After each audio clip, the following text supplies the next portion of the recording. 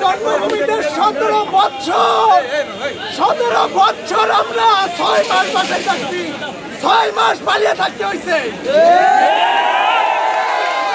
হাসিনা, তার পুলিশ বাহিনী, তার আওয়ামী লীগ, ছাত্রলীগ আমাদেরকে বাসায় থাকতে দেয় না। আমাদেরকে জনে জনে মামলা দেওয়া হয়েছে, আমাদেরকে ঘর থেকে বের করে নির্যাতন করা হয়েছে। গতকালকে ছাত্র জনতারা মিছিল করার সময় আসার পথে এই এলাকার কুলাঙ্গার কিছু আওয়ামী লীগ, ছাত্রলীগ, তারা চিহ্নিত, আপনারা সবাই জানেন।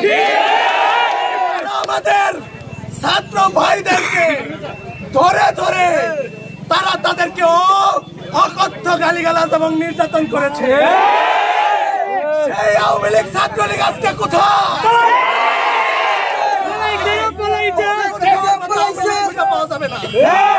একটি কথা বলি, 17 বছরের এই দুঃখ কষ্ট আমাদের আজকে লাঘব হয়েছে।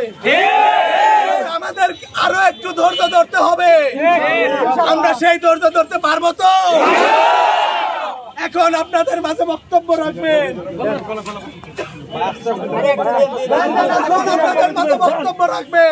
তালতলির কৃতি সন্তান, অসংখ্য মামলা হামলা, ফ্যামিলিগতভাবে নির্যাতনের শিকার মির্জাপুর ইউনিয়ন স্বেচ্ছাসেবক দলের সংগ্রামী নেতা মানোয়ার হোসেন।